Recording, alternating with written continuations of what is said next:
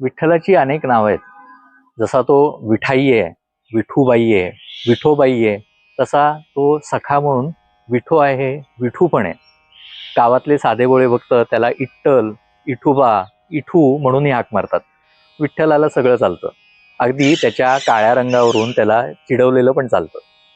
विठ्ठलाच्या नावाचं आणि विठ्ठलाच्या मूर्तीचं कोडं गूढ अभ्यासकांना पूर्णांशानं उलगडले असं म्हणता येत नाही. पंढरपूरचा विठ्ठल हा द्विभुज आहे. त्यांनी डाव्या हातामध्ये शंख धरलाय, उजव्या हातात कमळ आहे. दोन्ही हात त्यानं कमरेवरती ठेवलेत. तो विटेवरती समचरण उभा आहे.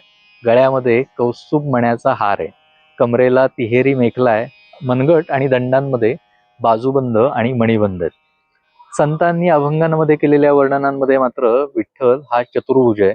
शंख, चक्र, पद्म, गदा अशा गोष्टी त्याच्या हातात आहेत आणि गळ्यामध्ये वैजयंतीमाला आहे.